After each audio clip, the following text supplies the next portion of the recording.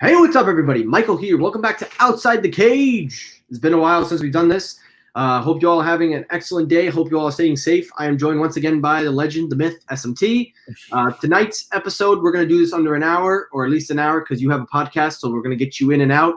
But enough talking. Let's discuss it. So, just when it looked like UFC 249 was done, and just when it looked like all hope was lost, there's a little state, we like to call Disneyland, Universal State, a little state called Florida. Florida. They just sanctioned UFC 249, and it is officially confirmed they are hosting UFC 249. Now, on the one hand, everybody's asking, oh, how could this be? Why Florida? What's the reason? Well, I'll tell you why, because I know one firsthand. First off, they've sanctioned WWE to perform at the Performance Center to allow them to put on live sporting events. And considering the most case numbers are pretty limited in Florida, this felt like the right situation to do because Florida has the lowest cases, I think, right now on the map. And also, I believe the WWE slot also kind of helped them in their favor. So you could thank WWE for UFC coming back. Thank you, Vince. But enough talking. So here's what we're going to do. We're going to take a look at the card. We're going to break down most of them. We're going to skip the Tony Ferguson and Justin Gaethje. If you want to hear what we think of that matchup, I will leave a link to the previous live stream where we discussed Tony and Gaethje. We will talk about the main prelim and take a look at a few notable prelims. And yeah, we're not going to really focus on this, but shout out to the early prelims. They actually do put on a good show. So shout out to that. So let's kick it up. The first early prelim, the main one, a rematch. Anthony Showtime Pettis against Donald Cowboy Cerrone. Not going to focus too heavy on this one, Sam, but this is a nice way to start the card off. The main prelim, this is a really good way to kind of get it. Now, both fighters are on a losing streak. Pettis has lost 2 of his last fights, as well as Cerrone. This fight is happening at welterweight. I wanted to just point that out. They've made the confirm they're going to have this at welterweight. So if I had to pick who I think is going to win, personally, I would like to see Cowboy because I love me some Cowboy. But Showtime, I think, really needs the win more because he's going down in the rankings in not just terms of welterweight, but in lightweight too. He's not doing really good. He's lost to Nate Diaz. He's lost to some other dude. I forgot. It was on the Connor card with Cerrone. So he really needs a comeback win here to kind of get back in the rankings. So I think welterweight, honestly, both of them are familiar welterweight. So this is no problem for them. And considering Cowboy will fight anyone and anybody at any weight class, in his opinion, this is just an easy paycheck for him, but also a good fight. I love it when Cowboy fights. I love it. So for me, I would like to see Cowboy win, but I think the real person that needs the win is Pettis. You go. So this is going to be a good fight, man. Pettis is fun. Cowboy is fun. They bring it. They're both explosive fighters. They can throw a knee. They could throw a head kick. There's a potential knockout from either side. You talk about Pettis needing the win. I mean, at this point in the career, if anybody's going to talk about him making a run at some kind of a title shot, then he has to kind of come through on that. I think a lot of people have mailed it in with Cowboy, so they're probably not thinking he can make a run to the title. Honestly, to know the fight is at 170 makes this a really easy weight cut for these two guys. I don't see that being an issue at all. In speaking towards what Pettis is doing at welterweight, I don't even know if this is really his weight class, like for him to be trying to move anywhere. He did a couple of fights in his early career. He's more of a lightweight kind of guy to me, and I think that's where he belongs. I mean, even Cowboy fought 90% of his career at 155. Yeah. Regardless, if I'm predicting who wins here, I don't know, man. Cowboy's coming off a bad loss. Yeah, a lot of. I mean, and he's had some bad losses. Showtime's fighting a death row of fighters too. True. So like these guys, they fight the best, bro. They do. They fight the best. Pettis fights nothing but title contenders and champions, and Cowboy will fight anybody. So I don't want to discount him either. So no, yeah, God, man, tough call. I don't know. They both have jiu-jitsu. They're both good wrestlers. The striking is good from both sides. I think maybe give the edge to Pettis in boxing, but when it comes to Muay Thai, kickboxing, I mean, Cowboy's good. Mm-hmm. So God, man, this really is a coin flip. I would be surprised if you had the Vegas lines. I'd love to see those, but I bet you this is like a pick 'em. I bet you it's really close. I'll go ahead and take Pettis, man. I'll go with you. I think Pettis pulls out the win. I don't know. I don't want to say a finish for sure. It's going to be a 3-round fight, so I don't know. Give me Pettis by a decision. You're right, and I'll pull up the Vegas cards if you'd like me to. I'll pull them up right now. Because the reason I'm leading towards Pettis is Pettis starts fast. And then Cerrone likes to start slow, so I'm going to go. The Vegas odds is -120 Pettis and Cerrone +102. Yeah, it's pretty close, man. I mean, Pettis is the favorite, but it's close. I agree. Now, here's the rest of the prelim card. Anything in particular kind of strike your attention? I haven't seen Fabricio Verdum fight in forever. I'll be very happy to see him fight. This is a heavyweight bout. Yeah. That'll be a good fight. It's been at least 2 years since I've seen Verdum fight. You can tell it's been a while when his profile pic is still blurry. maybe he's sending a copy from Brazil.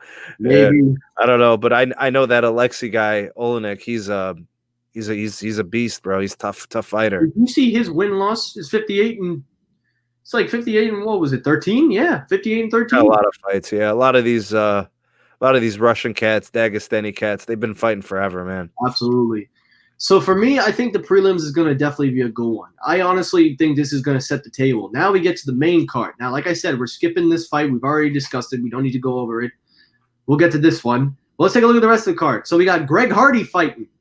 And he's going up against De Castro. This one's actually been a fantasy matchup for me. I actually was excited for this one. I remember in my head, I'm like, I want to see this fight.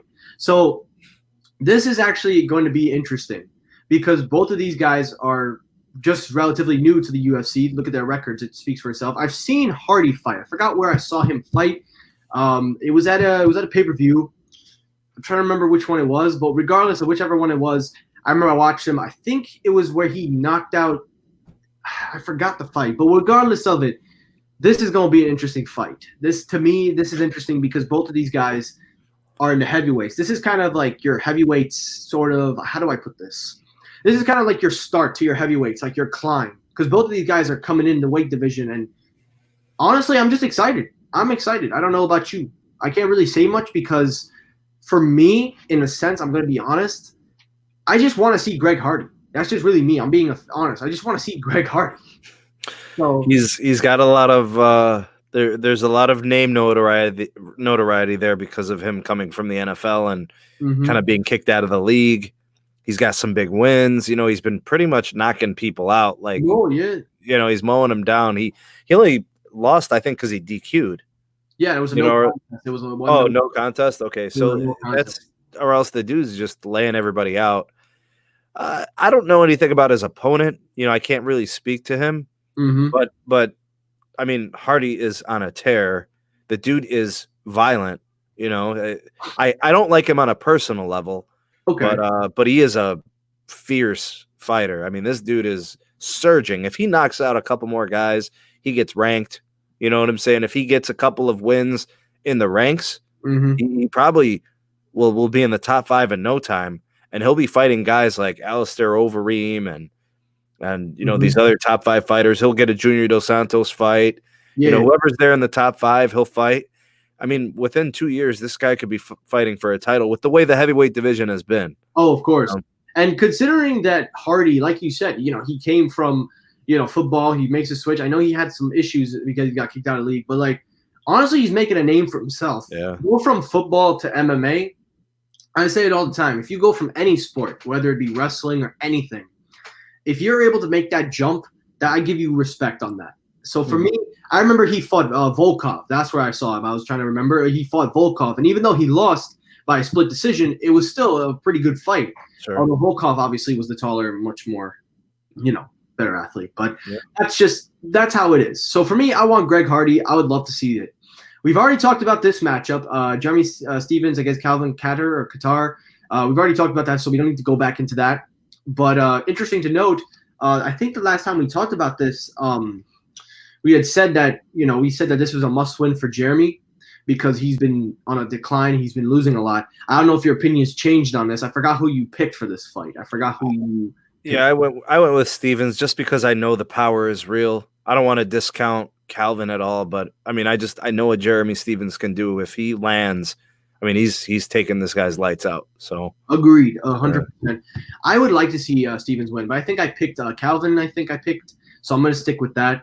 But here is the match that I really wanted to see: Francis Ngannou versus Rozenstruik. Did I say it right? Rozenstruik. How you say it? Rozenstruik or Rozenstruik. Rozenstruik. Whatever. This one. Oh, this is going to be a fun one. So if any of you don't know who Francis Ngannou is, you're living under a rock, my friend. You're living under a rock. But this fight is super, super interesting because Rozenstruik, he every time this man fights, he never fights with any respect to any of his enemies. And you want to know proof? Anytime they touch up the gloves, he never touches them. He never, ever gives any of his opponents respects until he beats them.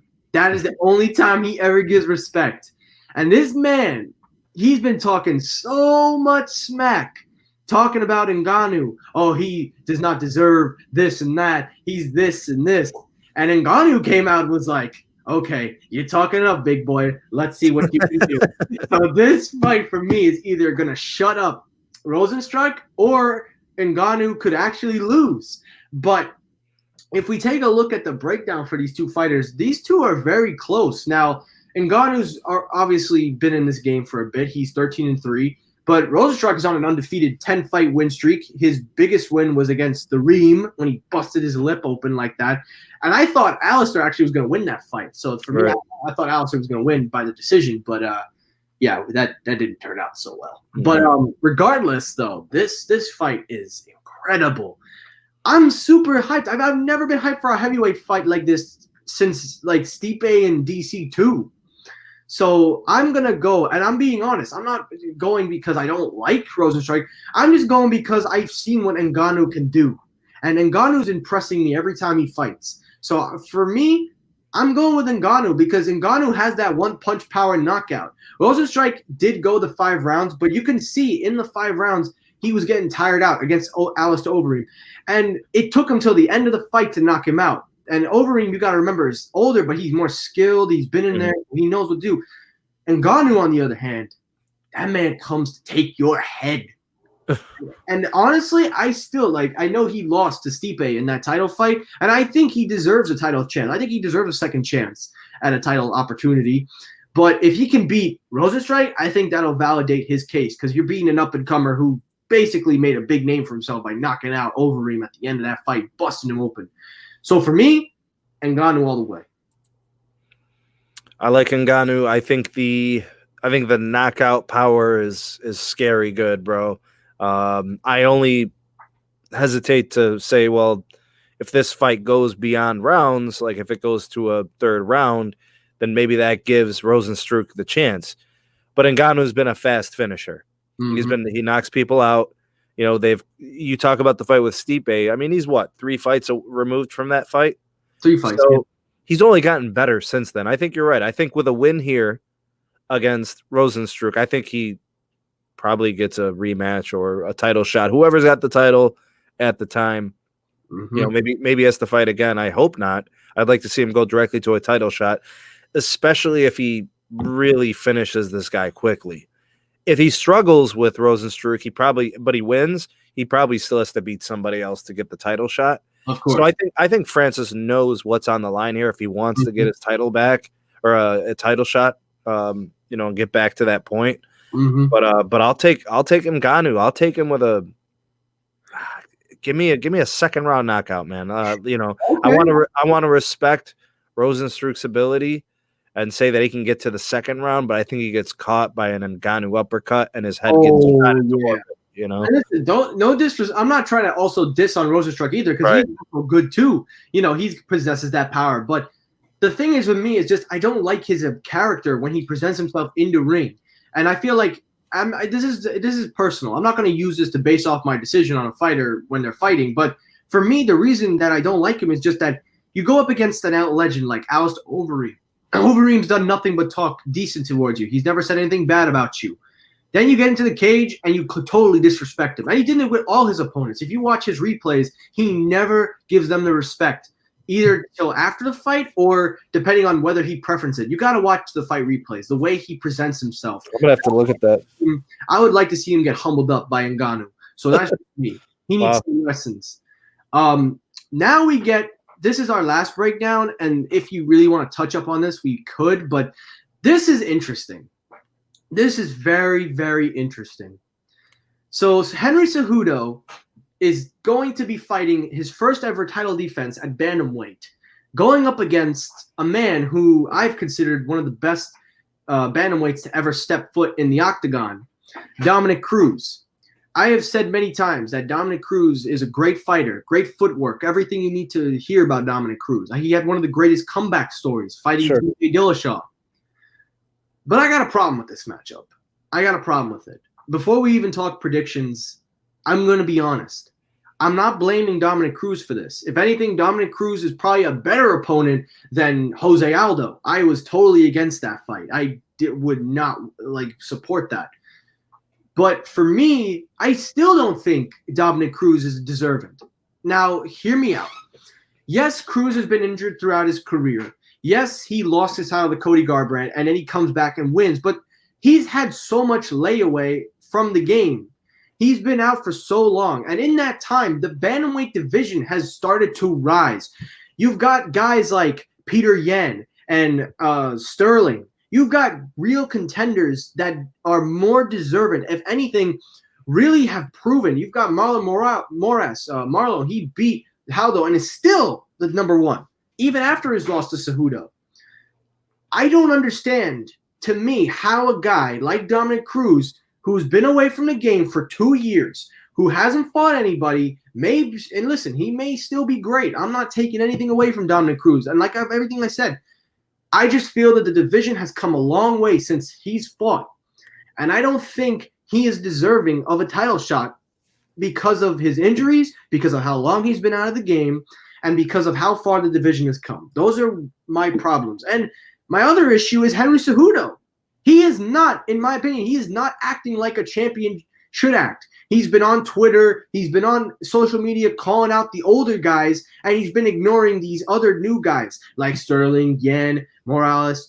He's ignoring the current bantamweight division. He's focused on Cody Garbrandt, Dominick Cruz, Jose Aldo. You know, you talk about being a champion, but as a champion, you're presenting yourself to be, oh, I'm going to pick and choose. You're acting, honestly, it's like Conor McGregor. Remember when Conor won the featherweight belt, and instead of defending it, he moved right up to try and fight Rafael, and that fight never happened because Rafael got injured. And then I remember that. Yeah. This is where I feel like Cejudo is losing me, because I was all for Cejudo. I'm not saying he's terrible. Cejudo's a good fighter. He's fought in good athletes. He's fought TJ, even with his drug crap. He's fought in Demetrius Johnson twice. He's fought Marlon. So Cejudo has, I think he has the resume. I just think as a champion, he is super, super cocky. And I feel personally he's dodging Peter Yan and Sterling, these guys. I'm not denying if he isn't, but his presentation on social media, the way he talks about these guys, the way he makes himself look, either it's a publicity stunt that Ali tells him to do, it doesn't matter. Cejudo is not acting like a champion. And to me, I listen, I would love to see Dominick Cruz upset the world. But if I'm being realistic, there's a possibility this man could win.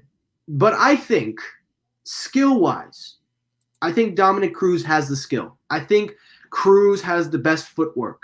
Honestly, Cruz, in my opinion, is a great fighter. I think he's one of the best. But to come in and fight for a title, in my opinion, that he doesn't deserve, because I don't think Dominick Cruz needs anything to prove. His legacy's set in stone for me. He's won it twice. He's fought in great guys. He's a commentator, for Christ's sakes.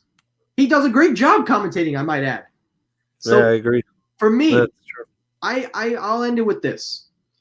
I don't want to see Dominick Cruz win and then take more time off and then defend. at least with Cejudo, granted this guy is acting all beef because, he this and that. He at least is willing to fight on any given day. He just has issues with Dana White. So for that purpose, I want an active champion. And whether my disagreements with Cejudo last or not, I pick Cejudo because I want a fighter that is willing to defend and give more time to the division and give time to people. I don't want to see what happened to Dominic Cruz. Something happens to him again, strip the title, this and that. I don't want repeats. I just want to keep moving forward. But even though I pick Cejudo, I'm giving a big F you to him because of how much he's dodging these guys. Well, that's just me. Go ahead. All right, you're wrong about 90% about what you just said. Okay. I let you talk the whole time. I didn't want to interrupt. Let's debate. All right. You're discounting Dominic Cruz quite a bit. I think Dominic Cruz is a very worthy opponent, and I think he deserves a title shot based on his propensity to win titles and defend titles and fight the best in the division. You can count on Dominic Cruz to be ready and to be, game for a win. He's very skilled. You talked about his footwork. It's really amazing. His technical skill, he's top of the class. There's not many as good as him. So he could present a lot of problems to Henry Cejudo. And like you said, you gave him a chance to win. So I agree. So how are you going to say he doesn't deserve a chance to fight for this title and then say he has a chance to win? I think that's a little disingenuous. I think there's a part of you that feels strongly that he can win.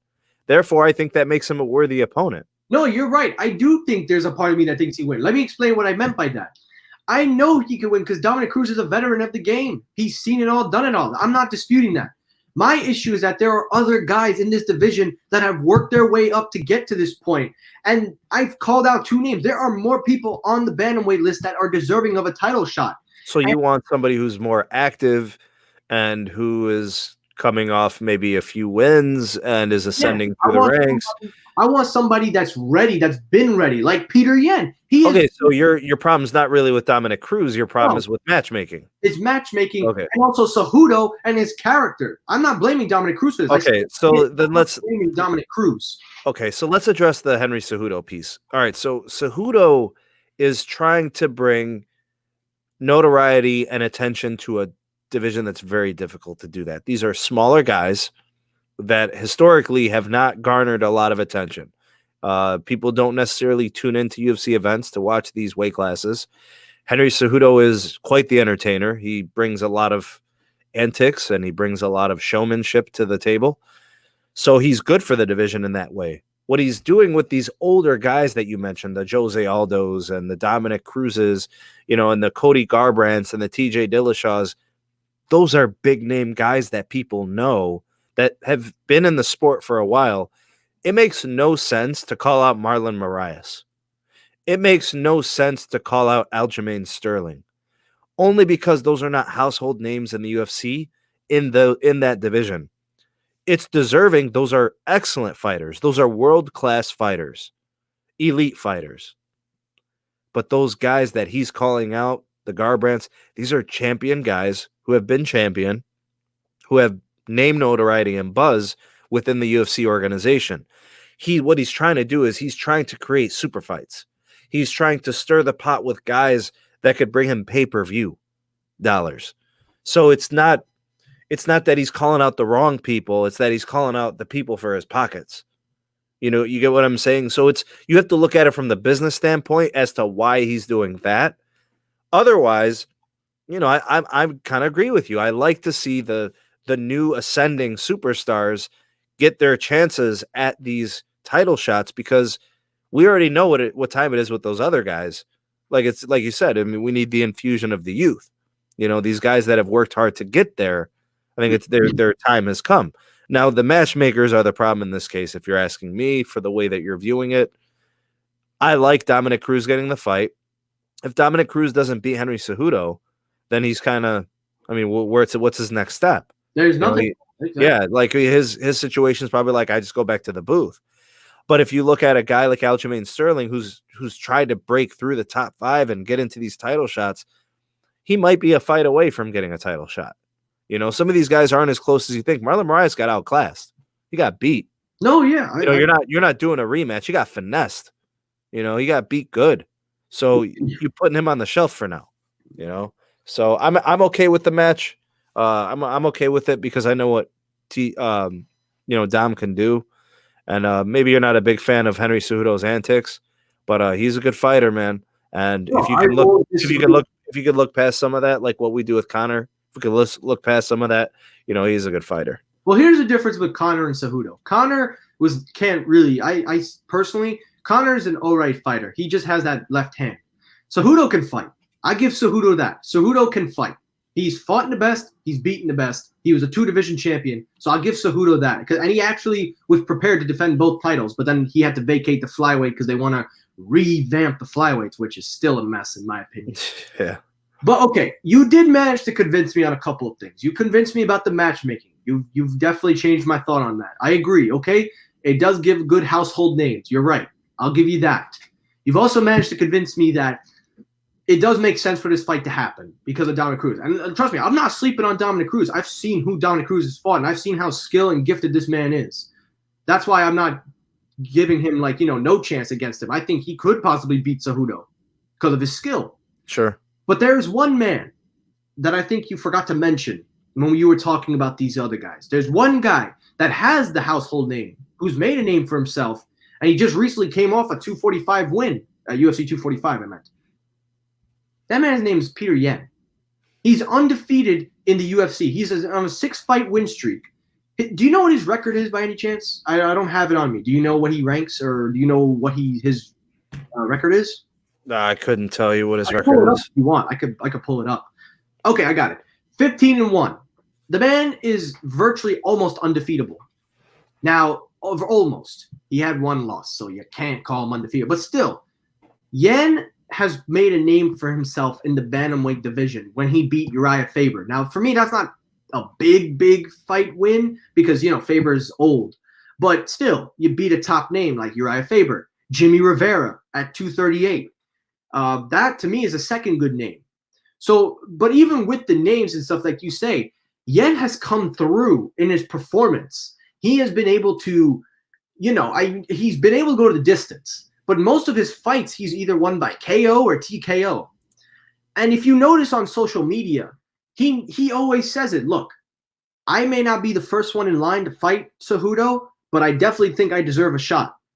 So he never says, I should be the number one contender, although I think he recently did. But before that, he believes that there are somebody out there better than him that deserves a shot, but he does think his title shot's in place.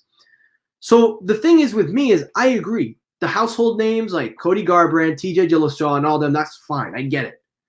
But in this situation, I just feel like your first title defense as a bantamweight, I just feel like that should be the guy next in line. I'm sorry, but I want to see this fight. I want to see Dominick Cruz and Henry Cejudo. This is a good matchup. It proves old school versus new school. I'm cool with that. But if I'm a champion, and like you said, this isn't either their fault. It's matchmaking. But if I was Henry Cejudo, why am I wasting my time trying to do all this antics and stuff? And trust me, he's not doing it himself. Ali is instructing him because Ali, his manager, is telling him this is what's making you money. So I just feel like if you're going to defend your bantamweight title for the first time, your first title defense, I would rather it be going up against somebody like Peter Yan, who is a real contender in the division. I'm sorry. I just think Peter Yan deserves it. Peter Yan he's 14-1 based on record. It's a very strong showing. We're talking about a guy, though, if you look at his last 5 fights, and actually we could probably, let's go back 6 fights. No, 5 is good. Okay, so he beat Jin Soo Sun by decision. So in round 3, all right, he beat Douglas Silva de Andrade by technical knockout in the second round. Neither of those wins are really notable in terms of the name notoriety. He beat John Dodson, which is a great win for him, by decision. He beat Jimmy Rivera, which is a great win for him, by decision. He beat Uriah Faber, knockout head kick. Uriah Faber is washed up. He retired and came out of retirement. what part of Peter Yan's wins justifies an automatic title shot?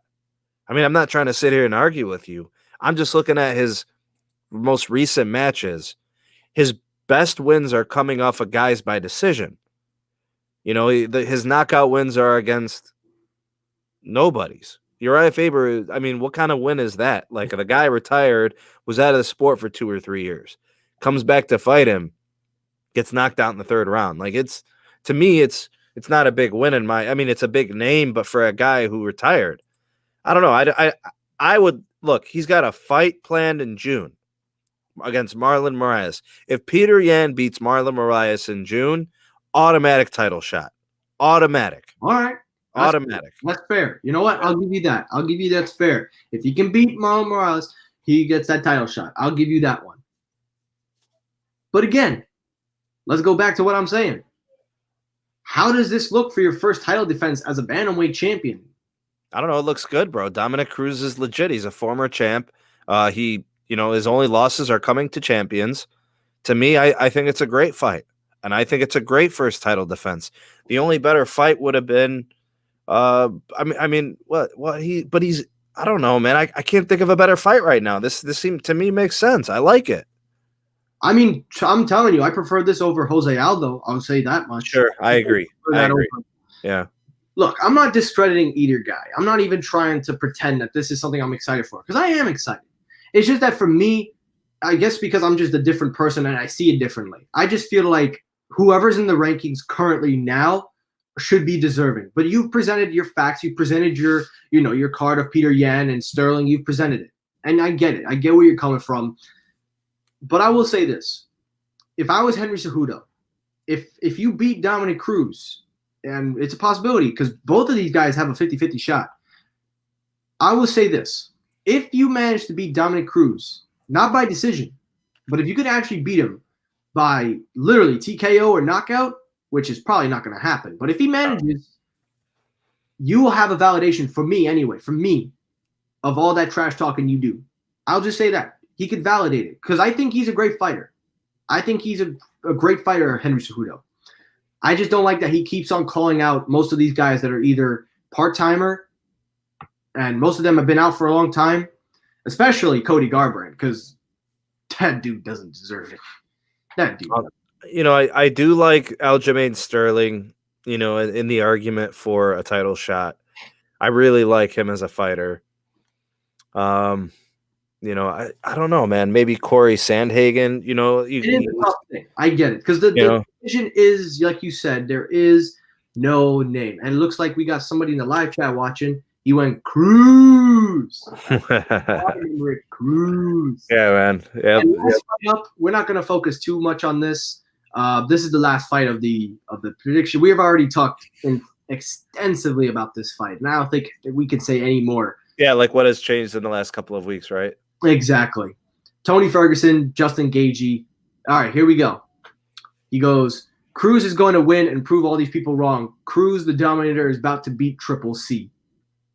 All right, you know what? I actually would like to see that because I like Dominic Cruz. If anybody is deserving, I think Dominic Cruz. I love his comeback story. I loved everything he did as an athlete. I still say to this day, Cruz is one of the best bantamweights to grace the octagon. I just think that his footwork, his technical skills, everything about him is just screams the things of legend. You don't see guys like that move. Like, his footwork is great. So I really hope that he pulls through. I really do. I want him to outclass. If anything, I want him to outclass Cejudo with that feet work. I want to see that. But yeah, as I was going back to this one, there really is nothing left to be said about this fight.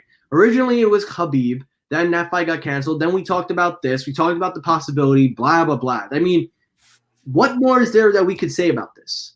That we both agree that this is not a really good decision for Tony, because if Tony loses this, Gaethje has more to gain. And if Gaethje fights Khabib and possibly beats Khabib, that throws off anything. That's the possibility scenario. We both agree that Tony is skilled. We agree he's skilled, but Gaethje's a honey badger. We both agree that if Tony doesn't win, this throws off Dana's plans with that interim belt. And I remember you predicted you wanted Gaethje for that fact. You wanted to see Dana White's plans kind of just crumble before him. So I want to ask you, are you still in that mindset? Do you still want Gaethje to win to ruin Dana's plan, or are you looking at it in a different sense? I'm looking at Tony for this fight, man. I mean, he made the weight, what was that, a week ago? He literally went on social media and made 155. He was 164 the night before. Or was it the day before? Yeah, whatever. Probably. Yeah, look, I've had some pretty vicious weight cuts. I've done 184 to 165 in one day. Mm-hmm. So I've done some pretty vicious weight cuts myself. And it's not fun, man. Anything under 10 pounds is doable.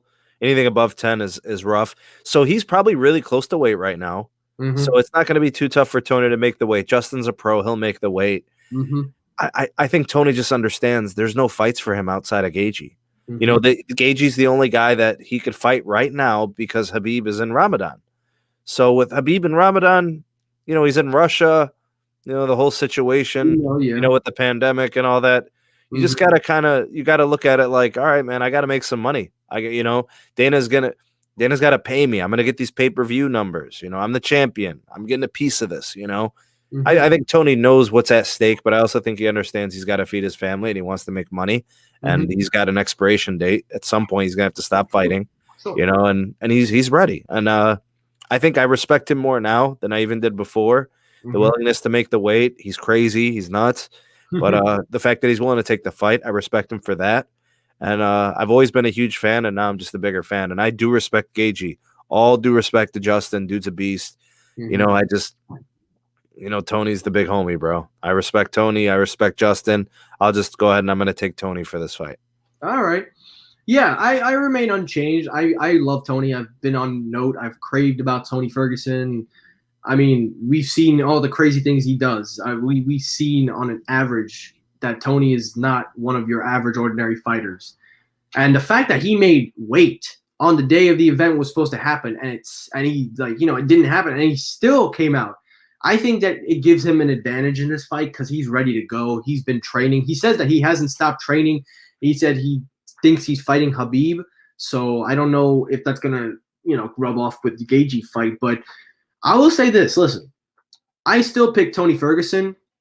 And I really think that this fight, honestly, like you said, this is just the only fight that can be left. Gaethje, I'm really happy is getting an opportunity here because Gaethje is a great fighter. We've seen many times his knockout power, but there was something I actually wanted to point out. So I was going through a trip down memory lane the other night, and I was watching an old fight from back, I don't know how long ago it was. It was Justin Gaethje against Eddie Alvarez. This was before Eddie went to One Champions. I don't know if you remember in that fight, but when they were going down the stretches in the fight, there were a few things that won Eddie that fight, and Gaethje was losing it in that fight, and I think he lost that fight by TKO. There were a couple of moments in the fight where Eddie rocked him with body shots, and I noticed he was rocking away at Gaethje's body. Then when he got to that TKO, Gaethje was out of it. Like, he was out. Like, he had no energy left, and this was probably in the third round because I watched this fight a few days ago, so I'd have to refresh. But I was watching more fights with Gaethje, and there was something I noticed that not many fighters are looking at. Maybe Tony's looking at it. But every time he gets hit to the body, every time he takes body shots, and Alvarez put up tons of body shots on him, you notice that he was slowly losing his power, that his power shot. Even though it landed, it didn't have that boom power to it. So I'm thinking to myself, if I'm Gaethje and I'm going up against a guy like Tony Ferguson, I'm going to need as much cardio or defend my body or at least have half of a tank of energy to withstand Tony. Because for me, I think what Gaethje needs to do is get him within the first 2 rounds. I think if Gaethje wants to go for a knockdown, because Tony has been hit before. He's been rocked by Pettis. He's been rocked in the past by Kevin Lee as well. So if I'm Gaethje, I would have to go look for the knockdown within the first 2 rounds. Soon as you break the 3rd round, it's all Tony's game. Sure. I think as soon as you get to that 3rd round, Tony has it.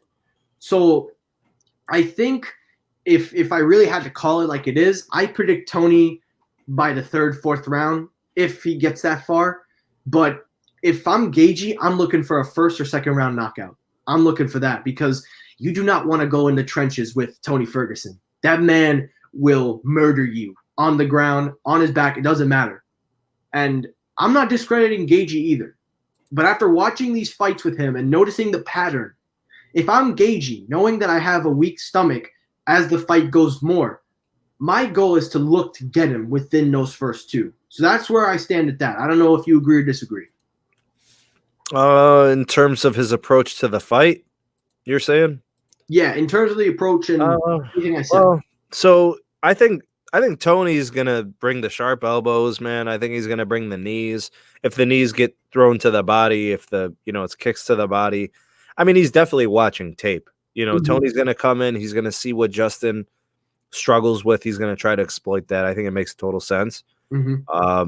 Does Justin make the adjustments from his last couple of fights where, he's succumbed to a couple of those, the body shots? I mean, look, there's nobody with a tough body. Like you're gonna catch kicks and knees from a skilled fighter. Just you're gonna use your liver to catch a kick? No, sir. No, of course. We've seen Cowboy crumble.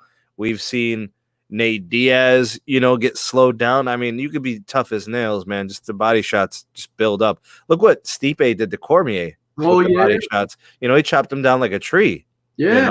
Cormier was winning the first 2 rounds, and then they realized his body's left wide open. Yeah, and no fighter's perfect. Justin would be smart to kind of create a little bit of distance. Don't take the extra damage. If he's going to sit there and try to trade with Tony, he's got to land. Justin is going to have to land. If he's going to sit there and take body shots and he's going to sit there and take elbows from Ferguson, then Justin's going to have to land. He's going to have to land mean too. Something heavy, something really clean to make sure that Tony knows to back up. They're both, like I've talked about, they're both fighters of pressure. Tony does it unorthodox, getting these angles and all that. Justin's just in your face throwing bombs, So their pressure is different, but they both rely on pressure. It's going to be a great fight, dude. It's going to be. And I can't wait to watch it. And I'm going to enjoy every second.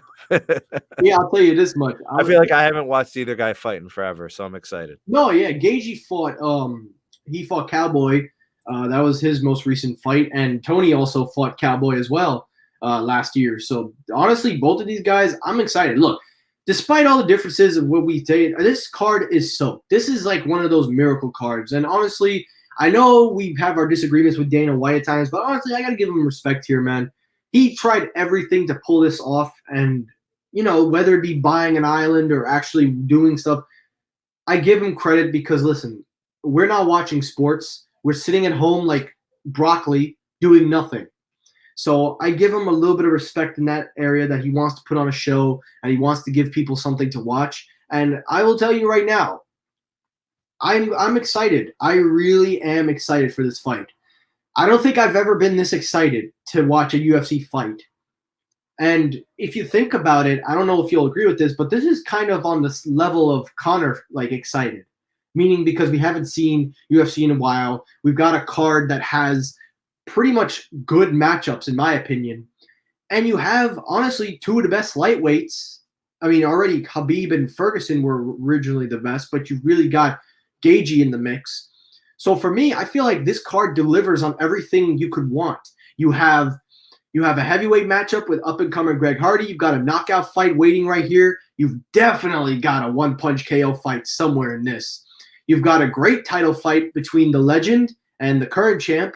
And you have now the last-minute interim fight that could possibly be one of, if not the coolest lightweight fights in a while. I mean, lightweight division has been great, but Tony Ferguson, Justin Gaethje, you don't get any bigger than that. The only thing bigger would be Tony and Khabib. That's about it. That's where I rest. I think I'm super excited. I don't know if you agree with me saying that it's a Conor level excitement, but I think it's exciting to see this fight.